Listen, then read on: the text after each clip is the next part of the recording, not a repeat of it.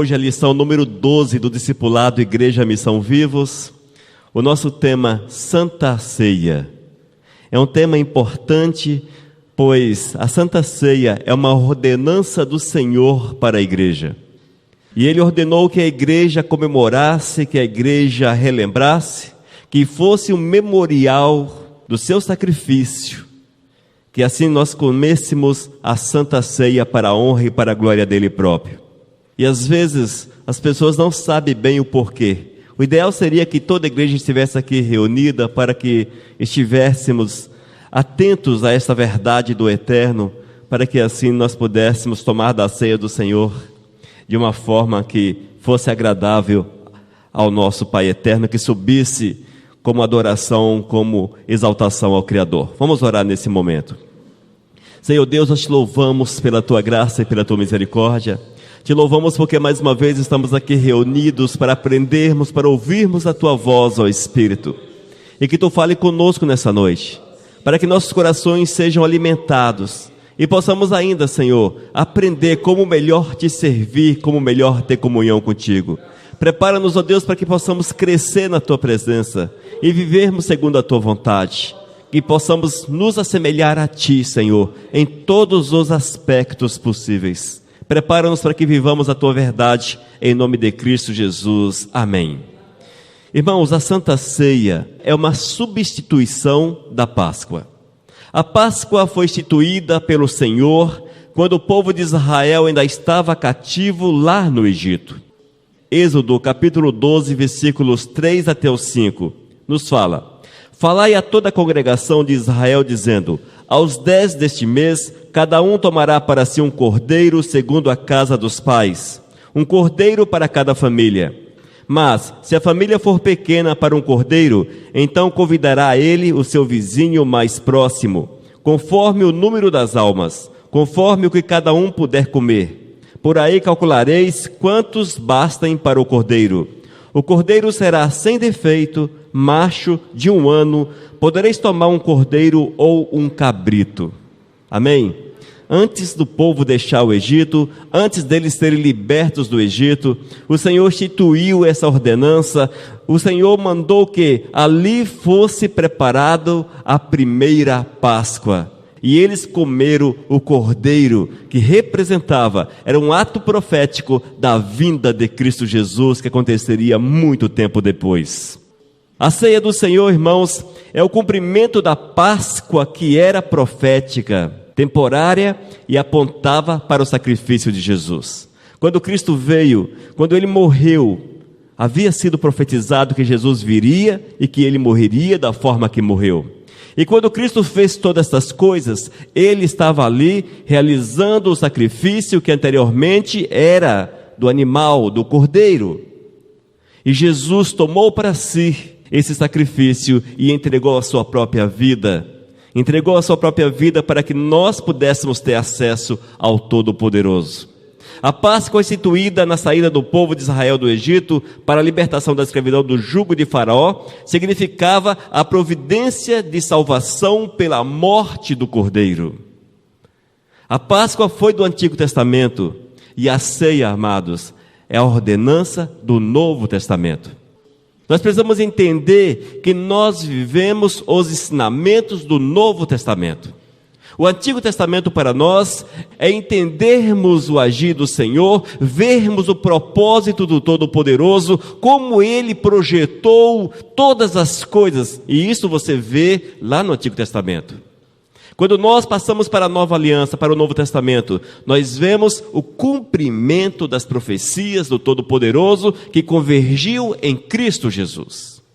Nós sabemos que Cristo nasceu e ele foi rejeitado pelos israelitas que pediram a sua morte. Dizem por aí, e há uma discussão em cima disso, que não foram os judeus que mataram a Jesus, mas foram eles que pediram a morte. Na verdade, quem matou Jesus foi os romanos. Naquela época, Israel já não era um estado, mas era uma província, estava dominada por Roma.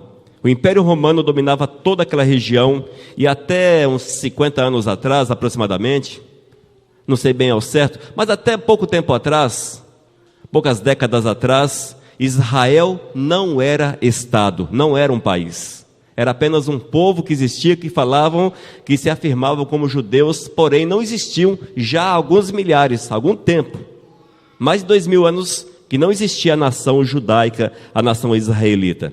Mas quando Cristo Jesus veio e nasceu, eles rejeitaram Cristo Jesus, porque eles queriam, em tese, eles queriam um homem que viesse libertá-los do jugo romano, que os fizesse novamente como pátria, como Estado.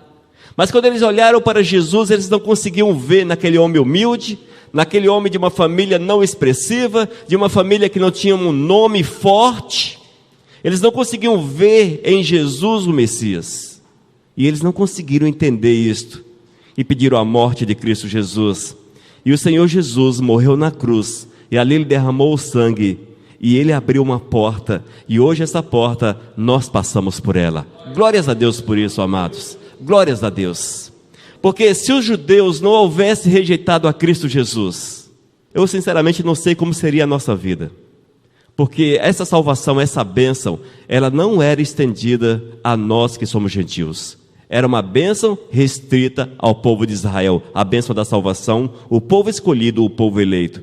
Como eles rejeitaram a Cristo Jesus, o Eterno abriu a porta para nós, que somos gentios, não judeus, tivéssemos a oportunidade de acessar o Criador. E em Cristo Jesus, nós somos enxertados na videira verdadeira. Por que enxertados? Porque nós não somos filhos naturais, mas a graça do Senhor nos alcançou. O Cordeiro da Páscoa ou dos holocaustos do Antigo Testamento tinha que ser perfeito e apontava para a pureza e santidade de Jesus. Como o animal era oferecido a Deus em sacrifício, assim Jesus ofereceu-se a Deus em sacrifício único, de valor eterno, para nos salvar. Como o sangue dos animais aspergidos livrava da morte, assim o sangue de Jesus nos livra da condenação eterna. Páscoa quer dizer sacrifício do Cordeiro que era comido pelo povo no Antigo Testamento. Nós somos purificados, somos lavados no sangue de Cristo Jesus. Amém? Isso ensina que nós precisamos comer o sacrifício do Cordeiro de Deus, que é Jesus. E esse comer, irmãos, significa receber pela fé o sacrifício de Jesus no Calvário como o único meio de apagar os nossos pecados. É receber o ensino, o amor, obedecer a toda a palavra de Cristo, é viver os princípios do Todo-Poderoso a cada instante, a cada minuto. Nós precisamos, portanto, nos alimentarmos, comermos de Cristo Jesus, e assim, irmãos, receberemos dele a grande graça da purificação, do perdão para os nossos pecados. João capítulo 6, versículo 57. Assim como o Pai que vive me enviou, e igualmente eu vivo pelo Pai, também quem de mim se alimenta, por mim viverá. O ensinamento do Senhor Jesus é que nós devemos viver por Jesus. Viver por Jesus é viver segundo a vontade dEle. É viver observando os seus ensinamentos, a sua vontade, é praticar, irmãos, é praticar aquilo que Deus quer para a vida de cada um de nós. A ceia do Senhor foi instituída por Jesus Cristo após a comemoração da Páscoa judaica, quando eles estavam reunidos com os apóstolos em Jerusalém. Não é um sacramento, mas uma ordenança para a igreja, é um memorial da morte de Cristo Jesus. Em Jesus a Páscoa foi cumprida e abolida, porque Jesus é a nossa Páscoa. Por que não é um sacramento, amados? Sacramento entende-se como meio de graça. Dizem por aí que o sacramento salva a pessoa, permite que a pessoa tenha comunhão com o Todo-Poderoso, mas não é um sacramento, é uma ordenança. Na verdade, para nós comermos a ceia, participarmos da ceia, necessário é que haja a comunhão com o Todo-Poderoso. Não é a ceia que gerará a comunhão, nós precisamos ter comunhão para participarmos da ceia. E ensinam por aí que a ceia, ela te purifica, ela te dá permissão de aproximar-se do Senhor, quando na verdade, ela simboliza o sacrifício de Cristo Jesus e nos aproxima mais do Senhor, porque nós vamos preparar a nossa vida para participarmos desse sacrifício, como é recomendado, e vamos ver isso um pouco mais à frente. E a Páscoa, ela foi abolida por Jesus. Nós vemos que algumas igrejas evangélicas ainda comemoram a Páscoa. É comum. inclusive com coelhinhos, ovos de Páscoa e essas coisas do capeta. E isso é coisa do capeta.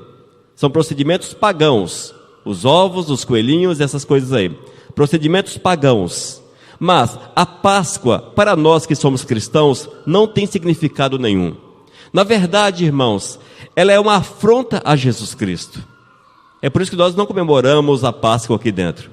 Ela é uma afronta, ela toca em Jesus, ela fere Jesus. Porque Jesus veio e aboliu a morte do Cordeiro, ele foi o Cordeiro, que deu a própria vida. E quando você volta para comemorar a Páscoa judaica, você está anulando o sacrifício de Jesus. Porque não tem mais efeito para a gente.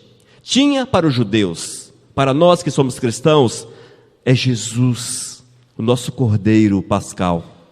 É Jesus, amados. E nós precisamos comer a ceia. Esta é a Páscoa do cristão. A Santa Ceia é a nossa Páscoa.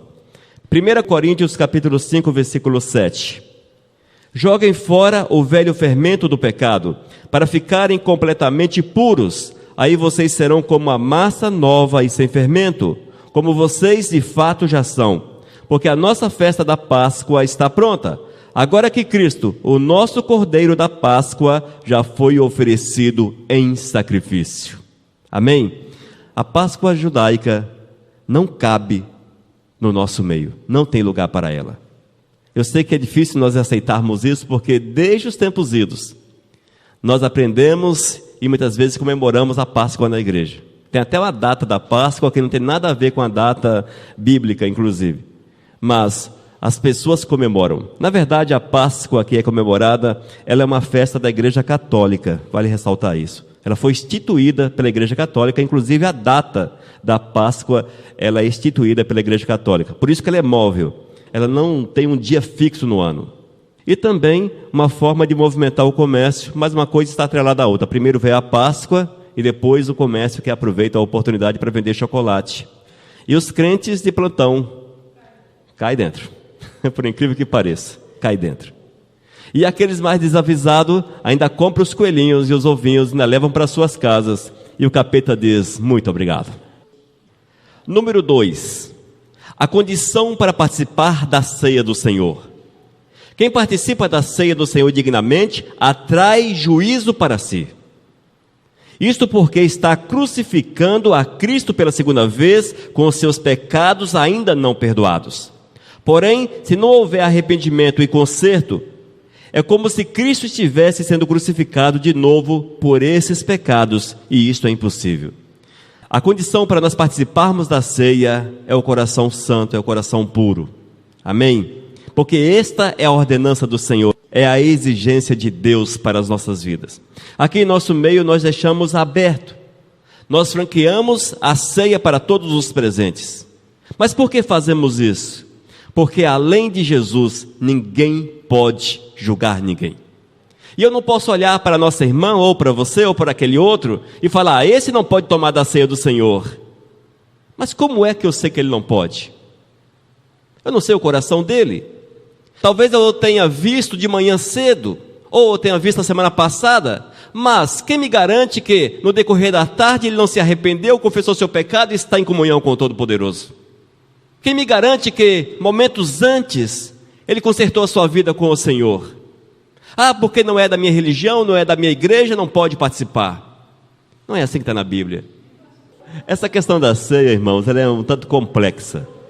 As igrejas evangélicas, e isso quase que de modo geral, com poucas exceções, eu não conheço nenhuma exceção, mas eu creio que existe, não serve ceia para as pessoas, por exemplo, que não são da sua religião, e ou algumas que não são da sua própria denominação. Não serve. Não serve, não pode se fazer isso. E usa uma série de argumentos, mas não há argumentos para você julgar alguém. Por isso, amados, que o Senhor tocou em nosso coração, a ceia é aberta, ofereça para todos, que cada um se julgue. Nós não podemos impedir as pessoas, mas a condição para cada um de nós é que estejamos com o coração puro. Mas por que servimos a ceia para crianças? Porque a Bíblia nos dá a entender que estas fazem parte do reino dos céus. Nós entendemos que, se uma criança como Gabriel, que ainda não tem a idade da razão, mas os dois Gabriel, se morrerem, eu tenho plena certeza que vão para os céus. Eu tenho certeza absoluta, porque não respondem ainda pelos seus atos. Não respondem. E a Bíblia diz que destes é o reino dos céus. Então, amém. Se eles fazem parte do reino dos céus, por que não podem participar da ceia do Senhor? 1 Coríntios capítulo 11, versículos 27 ao 31. Por isso, aquele que comer do pão do Senhor, ou beber do seu cálice de modo que ofenda a honra do Senhor, estará pecando contra o corpo e o sangue do Senhor. Portanto, que cada um examine a sua consciência, e então coma do pão e beba do cálice. Pois a pessoa que comer do pão ou beber do cálice, sem reconhecer que se trata do corpo do Senhor, estará sendo julgada ao comer e beber para o seu próprio castigo. É por isso que muitos de vocês estão doentes e fracos, e alguns já morreram. Se examinássemos primeiro a nossa consciência, nós não seríamos julgados pelo Senhor. 1 Coríntios capítulo 11, versículos 27 a 31, na nova tradução na linguagem de hoje. Esse texto do apóstolo Paulo é muito claro. Quem toma a ceia do Senhor em pecado, traz para si juízo, traz para si condenação. E nós precisamos estar prontos para tomar a ceia do Senhor. Mas como é que eu faço isso? Eu tenho que me preparar uma semana? Sim, você tem que preparar uma semana, um mês, um ano, 2 anos atrás. Você tem que andar sempre preparado. Isso é fato. Vou me preparar para a ceia. É comum nós ouvirmos isso nas igrejas. Vamos nos preparar porque no próximo domingo tem a ceia do Senhor. Se as pessoas se preparam, não sei. Mas essa é a orientação. Mas se esse camaradinha morrer nesse período, vai para onde? Se ele não está pronto, não está apto para tomar a ceia do Senhor, como entrará no reino dos céus? Porque o impedimento para a ceia do Senhor é o pecado. E se ele não está apto, porque ele está em pecado. Se está em pecado, separado do Senhor está. Então a orientação não é, vamos nos preparar para tomar a ceia do Senhor, mas estejamos continuamente preparados para estarmos na presença de Deus. E a ceia é apenas um momento assim especial, no qual nós nos alegraremos junto com os amados, tomando a ceia do Pai Eterno. A responsabilidade desse ato é de cada um individualmente. Portanto, o crente deve examinar a si mesmo, se necessário, arrepender-se e consertar-se, pedir perdão a Deus e aos outros, e participar dignamente da ceia do Senhor. Amém, igreja? Número 3. Doutrinas contrárias sobre o pão e o vinho. Letra A. Consubstanciação. É um termo difícil, diferente, mas significa que há ramos dentro do cristianismo que entendem que o pão e o vinho são transformados na carne de Cristo Jesus. Letra B, transubstanciação. Também outro ramo que afirmam que aquele pão que eles comem é o corpo de Cristo, é a carne de Jesus. Eles, na verdade, estão comendo a carne de Cristo Jesus. Na realidade, a Bíblia não nos dá esse entendimento em lugar nenhum. Não existe esse entendimento, mais uma vez a teologia trabalhando. Em 1 Coríntios capítulo 11, versículos 24 e 25. E tendo dado graças, o partiu e disse: Isto é o meu corpo que é dado por vós, fazei isto em memória de mim. Por semelhante modo, depois de haver ceado, tomou o cálice, dizendo: Este cálice é a nova aliança no meu sangue. Fazei isto todas as vezes que beberdes em memória de mim. O que é memória? Fazer em memória. Memória, fazer em recordação de Cristo Jesus, olhando para Jesus. E se houvesse, irmãos, de fato a transformação, Jesus não diria: fazei isto em memória de mim. Ele não estaria mandando a igreja ter a recordação do seu sacrifício na cruz. Ele falaria de forma diferente. Quando se celebra a memória de alguém, este alguém não está presente, porque se estivesse, não seria em sua memória. A ceia é o memorial do sacrifício físico de Jesus.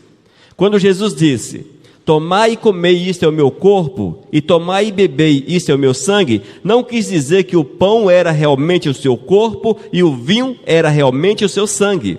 porque se assim fosse, Jesus não diria isto, diria: este é meu corpo. A palavra de Deus é bem clara com relação a isso.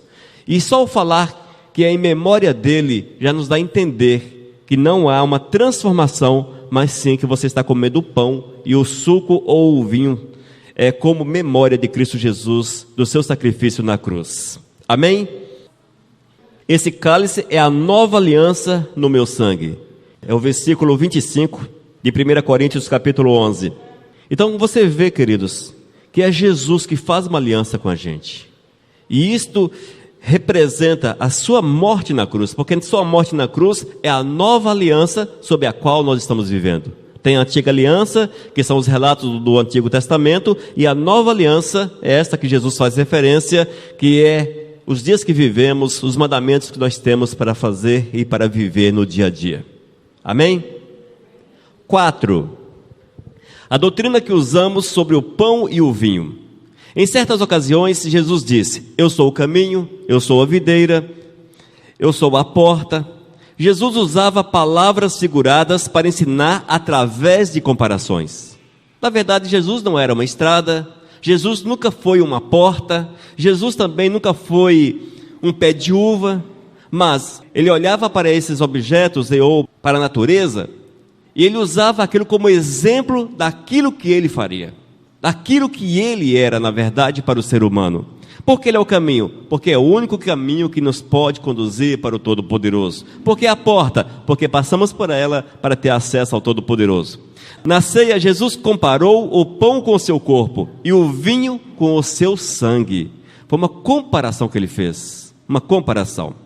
Assim, Jesus quis dizer que o pão e o vinho que nós consagramos para uso nesse memorial solene são símbolos, apenas símbolos, nada mais do que símbolos do seu corpo e do seu sangue, dado por nós lá na cruz, lá no Calvário.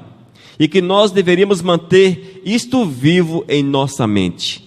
Irmãos, todas as vezes que nós tomamos a ceia do Senhor, nós estamos nos alegrando com o sacrifício de Jesus. Nós estamos mostrando para o Senhor que estamos satisfeitos, gratos pelo seu sacrifício. Era assim lá no passado, quando eles comiam na Páscoa o cordeiro.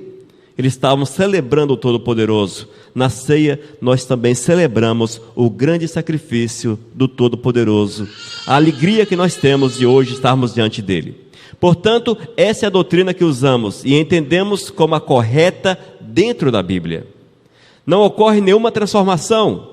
O pão e o vinho continuam sendo pão e vinho mesmos. Não são transformados. E vocês não comem a carne de Jesus, nem tampouco bebem o sangue de Cristo, mas come o pão e toma o suco ou o vinho. Nós não celebramos com vinho, irmãos, porque aqui nós celebramos para as crianças também. Se nós não celebrássemos para as crianças, nós usaríamos vinho. Eu sei que é uma discussão também teológica, e eles tentam ajudar o Senhor Jesus, eles tentam ajudar, ensinando que Jesus não bebia vinho e que os judeus não bebiam vinho. Aí eles acham uma forma de pegar o vinho, que na Bíblia é vinho. A palavra grega que está na Bíblia significa vinho, não significa suco. Mas eles conseguem pegar uma palavra e traduzir em suco de uva, um suco especial de uva. Isso que dizem por aí. Ou seja, eles querem dizer que Jesus não tomava o vinho. Eles querem justificar o ato de Jesus tomar vinho. Mas a Bíblia é clara, irmãos, era vinho mesmo. Na verdade, na cultura judaica, o vinho era muito importante. Eles tomavam o vinho continuamente, era normal para eles. E há comparações, muitas comparações a respeito do vinho como algo bom. E o Senhor faz essas comparações. Amém? Não seria errado se usássemos o vinho em lugar do suco de uva. Mas como celebramos para as crianças, nós preferimos optar pelo suco para que não tenhamos problemas com a lei do nosso país ou com as pessoas que possam se escandalizar com isso. Melhor, já que é símbolo, vamos de suco de uva.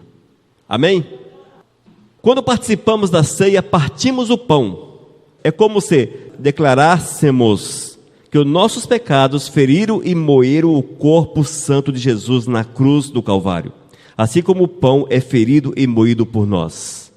Nos dias do Antigo Testamento, amados, eles pegavam o trigo e eles moíam o trigo com pedras até tornar pó. É por isso que Jesus faz essa referência do pão que era moído. Quando tomamos o vinho, estamos dizendo que o sangue que Jesus derramou nos purificou de todo o pecado, nos remiu para sempre e nós o recebemos pela fé. Amém? O pão simboliza o corpo de Jesus, sua carne, e o vinho, ou suco, simboliza o sangue. A ceia é o momento de comunhão, por isso devemos esperar uns pelos outros para tomarmos juntos os elementos. E é por isso que nós pedimos que os amados comam e bebam juntos.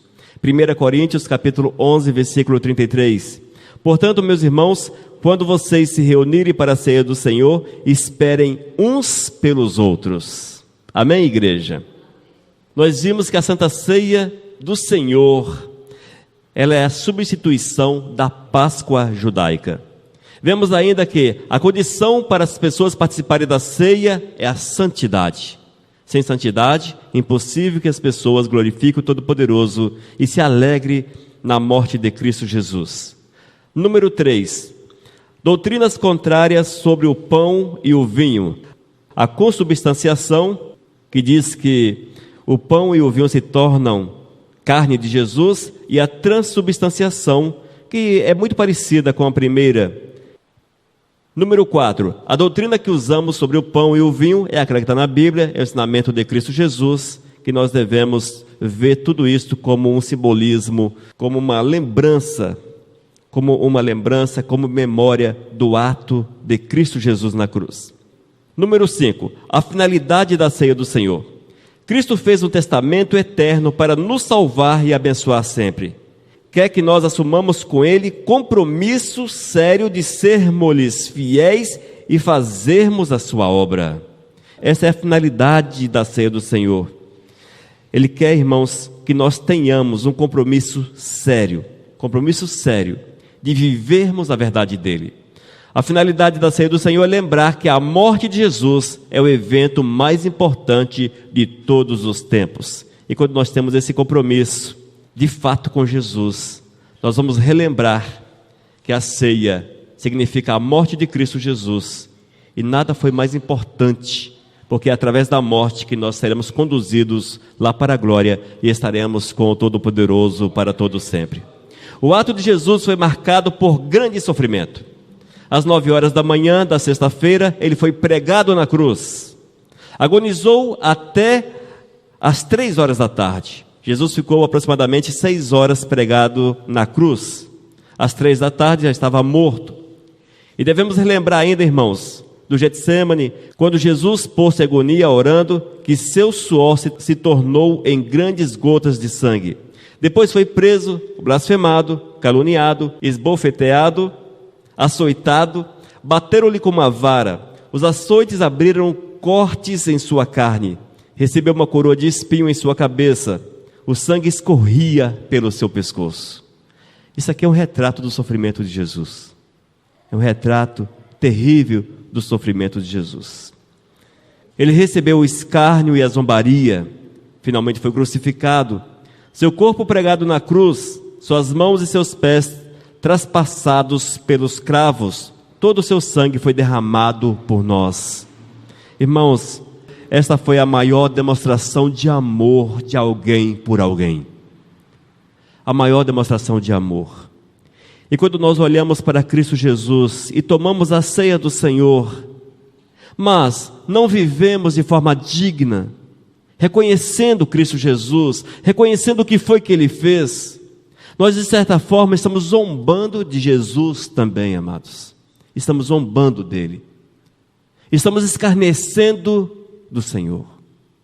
Nós precisamos estar atentos, porque Cristo quer que você viva de uma forma que seja agradável, da forma que Ele viveu por ti. E Ele viveu, e Ele sofreu, e Ele foi até as últimas consequências para nos mostrar que Ele nos amava. E hoje, amados, nós temos um amor para com o Senhor Jesus que é um tanto quanto, suspeito, amor suspeito. Tem tantas coisas que nos separam da presença do Senhor, tantas coisas que são mais importantes do que aquilo que Cristo fez por nós. Vivemos tantos caminhos que não é os caminhos que o Senhor quer que nós estejamos trilhando. Falamos, agimos.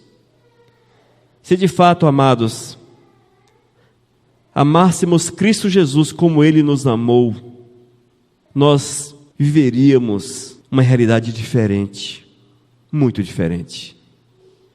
E não teríamos limite para fazermos a vontade do Senhor. Não teríamos limite. Nós temos repetido muito isso aqui, queridos. A visão que o Espírito Santo de Deus deu à Igreja Missão Vivos foi essa: a necessidade de vivermos a santidade, fazendo a vontade do Senhor, fazendo aquilo que Deus quer, exclusivamente aquilo que Deus quer. É esta a mensagem de Deus para as nossas vidas. Não existe outra mensagem, não existe outra. O sacrifício vicário de Cristo Jesus foi grande demais. Por que vicário? Porque Ele tornou-se sacrifício para que nós pudéssemos ter a vida. Hoje eu não preciso morrer numa cruz, você não precisa morrer numa cruz, porque Jesus já fez isso por você. Ele já substituiu-nos na cruz, amados. Abriu o caminho para que nós pudéssemos ter acesso ao Todo-Poderoso. Talvez, se vivêssemos no Antigo Testamento, era preciso apresentarmos ao sacerdote o nosso animal, o sacrifício, o cordeiro, a Páscoa, para que de certa forma pudéssemos imaginar num futuro distante Jesus, o Messias. Só que nós já vivemos essa realidade. Nós não precisamos imaginar Jesus lá no futuro, nós precisamos viver Jesus no presente. E é isso que Deus quer de cada um de nós. É isso que Deus quer da minha vida e da sua vida. Que nós vivamos a vontade do Senhor acima de todas as coisas. E há o preço a ser pago. A salvação de fato é grátis. Por que é grátis? Porque Jesus já fez por nós. Mas nós temos o preço pessoal a pagar, irmãos.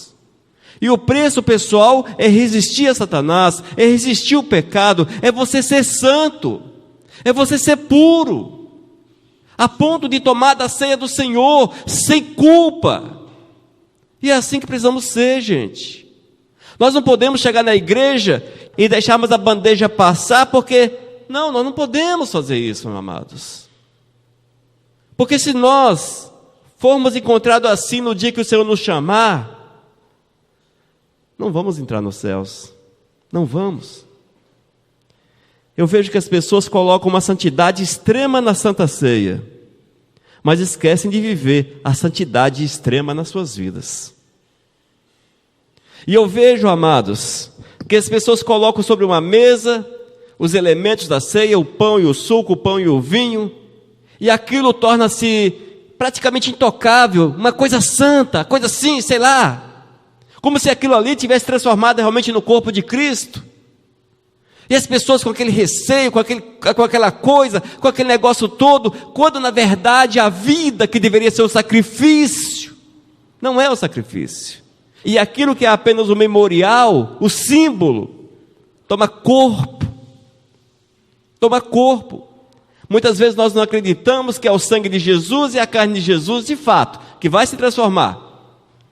Nós não acreditamos nisso, que vai haver ali a transubstanciação, mas nós vemos aqueles elementos como se fossem santos, como se o Senhor tivesse santificado aquilo, mas não é, gente. Me desculpe falar dessa forma para vocês, quem vai ouvir essa palavra depois também vai achar estranha, mas não é, amados. Santo somos nós.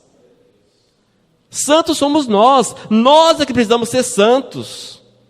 Comer da Santa Ceia é uma demonstração da nossa santidade, do nosso amor para com o Senhor, do nosso zelo, da nossa doação, da nossa entrega.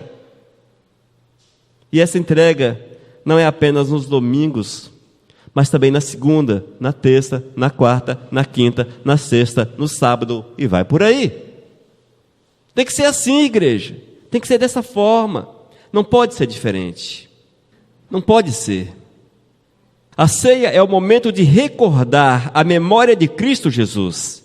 Devemos celebrá-la constantemente, a fim de refletir bem todas essas coisas e mantê-las vivas em nossa mente. Amém? E o amor do Senhor para conosco, impossível nós entendermos, mas é grande, é maravilhoso demais. 1 Coríntios capítulo 11, versículo 26. Porque todas as vezes que comerdes este pão e beberdes o cálice, anunciais a morte do Senhor até que Ele venha. E esta é uma ordenança para a igreja. E precisamos fazê-la com uma certa constância. Semanalmente, mensalmente, de 6 em 6 meses, anualmente, a Bíblia também não entra nesses pormenores. O que nos dá a entender que ela era feita sempre que havia pessoas reunidas. Sempre que havia ali a reunião, eles tomavam da ceia do Senhor. E precisamos estar em santidade para participarmos desse momento tão especial. Amém? Portanto, amados, quando Jesus morreu na cruz, derramou o seu sangue, Ele estava ali dando a sua carne, derramando o seu sangue. Ele simbolizava o Cordeiro Pascal. O Cordeiro que pela primeira vez foi comido lá no Egito, antes de saírem do Egito. E que no decorrer dos milênios, até a vinda de Cristo Jesus, era uma ordenança, era uma ordem do Senhor. E os judeus sempre comiam da Páscoa. E sabemos que para os dias atuais, nós que estamos debaixo da nova aliança, a Páscoa já não tem mais sentido para nós. Não tem mais sentido. A igreja evangélica, a igreja cristã, não deveria comemorar a Páscoa, mas sim entender que a ceia do Senhor é a nossa Páscoa, porque ela representa o Cordeiro que foi dado uma única vez na cruz, e definitivo, Cristo Jesus. Amém? Que nós possamos entender isto e estejamos sempre prontos para tomarmos da ceia do Senhor, comermos da ceia do Todo-Poderoso. Estejamos prontos para tomarmos a ceia na quarta, na sexta, no sábado, no domingo e no dia que tiver a ceia servida. Precisamos estar continuamente prontos, sempre prontos. Porque um dia, se você estiver um dia não preparado para tomar a ceia do Senhor, você também não está preparado para entrar nos céus. Isso é sério, muito sério. Se você se encontra numa situação que você não se acha digno de tomar da ceia do Senhor, deveria antes, como diz a palavra, arrepender-se, confessar os seus pecados e preparar-se e tomar da ceia do Senhor. É assim. Ah, mas o problema meu não foi embora. Não vai embora. Mas você se acertou com o Senhor Jesus? Não é? É assim. Amém, amados? Que vocês possam entender a visão que é bíblica a respeito desse ato tão importante, tão maravilhoso em nossas vidas. Vamos orar. Senhor Deus, nós te louvamos pela palavra, te louvamos pelo ensinamento, nós te louvamos pela direção, Senhor. Porque sabemos que a cada dia Tu tem nos orientado e nos conduzido pelo caminho correto. Prepara-nos, ó Deus, para vivermos a Tua verdade, para estarmos diante de Ti, e para que o nosso coração, Senhor, seja morada de fato do Teu Espírito, e que vivamos a Tua verdade a cada instante, a cada segundo da nossa vida. Senhor Deus, queremos cada dia cear contigo, estar contigo, Senhor, e vivermos a Tua verdade, e queremos clamar que Tu nos dê esse entendimento, nos dê essa revelação, Senhor, para que vivamos em santidade continuamente. Prepara-nos, ó Deus, para estarmos contigo. É o que nós te pedimos em nome do Teu Filho Jesus. Amém, Senhor. Amém, igreja. Missão Cristã Vivos. Desde 2001, edificando vidas para Cristo. Leia nossos estudos e ouça mensagens com o pastor Elias de Oliveira. Acesse vivos.com.br. Missão Vivos, edificando vidas para Cristo. Mensagem número 577.